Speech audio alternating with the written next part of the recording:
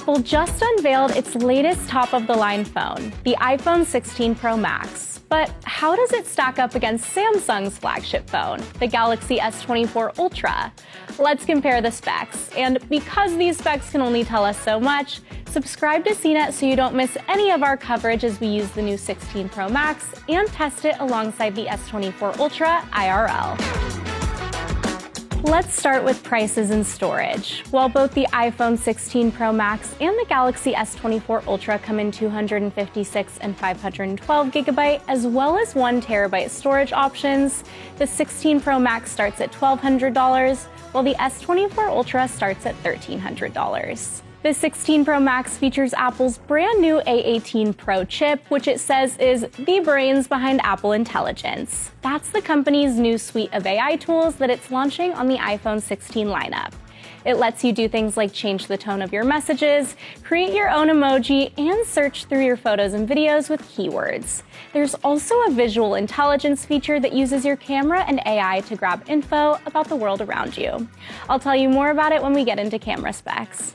The S24 Ultra has Qualcomm's Snapdragon 8 Gen 3 chip, designed to support Samsung's suite of AI features called Galaxy AI. You can use it to do things like live translate calls or remove unwanted shadows from a photo. Google also just introduced its new Tensor G4 chip that supports its suite of Gemini AI features on the latest Pixel phones. So Apple is a little late to the AI party, but I'm excited to try Apple Intelligence and see how it compares to the competition. The 16 Pro Max runs on Apple's new iOS 18, while the S24 Ultra runs on Android 14, although Android 15 is coming soon.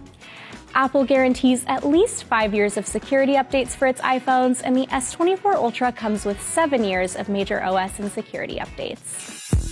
At 6.9 inches, the 16 Pro Max has the largest screen ever on an iPhone. The S24 Ultra display is 6.8 inches. The 16 Pro Max has an OLED screen with a 2868 by 1320 pixel resolution at 460 ppi, while the S24 Ultra has an AMOLED screen with a 3120 by 1440 pixel resolution at 501 ppi. The displays on both of these phones have a 1 to 120 Hz variable refresh rate.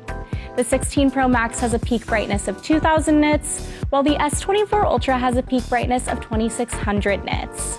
It's worth noting that the S24 Ultra has an anti-reflective screen that makes everything look more immersive and gives you less of those distracting reflections that you can get with the iPhone.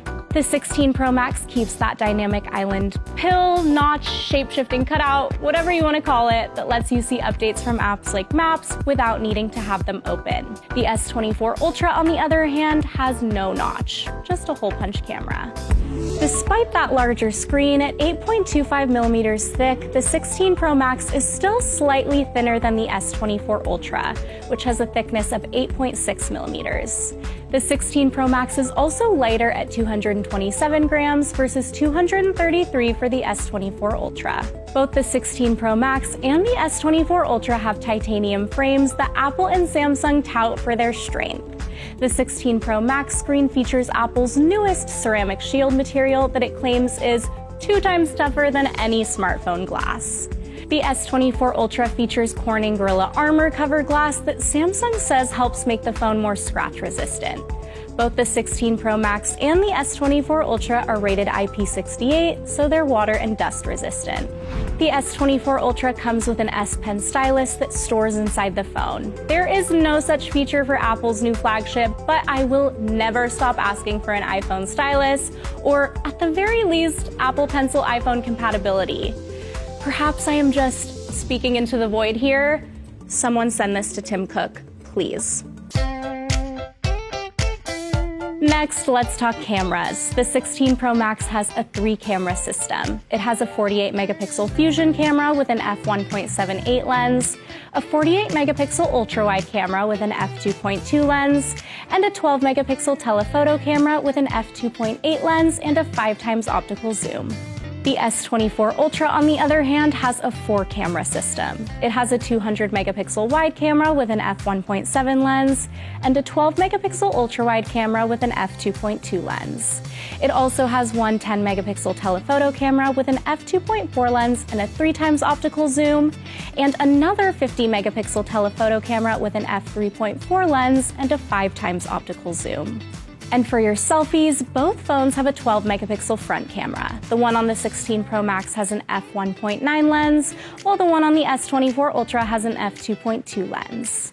The 16 Pro Max can shoot video in 4K up to 120 frames per second, plus spatial video for the Vision Pro in 1080p at 30 frames per second. It's worth noting that you can also capture spatial photos for Vision Pro. The S24 Ultra can shoot video in 8K up to 30 frames per second. Stay tuned for our camera test because there are some differences and similarities between these camera specs, but you really don't know how things look until you start snapping some photos. The iPhone 16 Pro Max has a brand new camera control button. Press it once to open the camera app, press it again to take a photo, or hold it to take a video. You can also press it to start getting info about your surroundings through that visual intelligence feature I talked about earlier. In its Glow Time keynote, Apple showed you how you could use it to identify a dog breed, for example. The Galaxy S24 Ultra includes Google Lens, which also uses the camera and AI to scan your surroundings, but this phone doesn't have a similar camera control button. That being said, the S24 Ultra's S Pen can be used as a camera remote to take photos.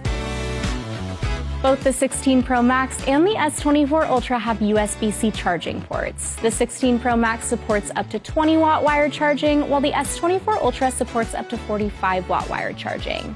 Both phones also support wireless charging, but the S24 Ultra has reverse wireless charging too, so you can juice up other devices from the back of the phone.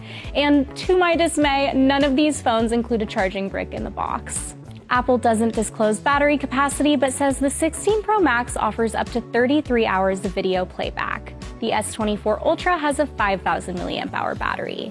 In her S24 Ultra review, my colleague Lisa Edichico found that after a busy workday doing things like checking email and social media a lot, and even streaming some music and video, she still had 55% battery left after roughly 13.5 hours. I love taking photos and videos, and I am chronically online, so I'm notorious for getting even a Pro Max battery to drain faster than you might expect.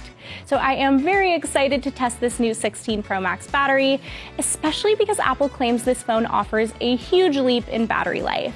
And you know I'll of course be filming as I put the battery to the test, so I can share my findings with you.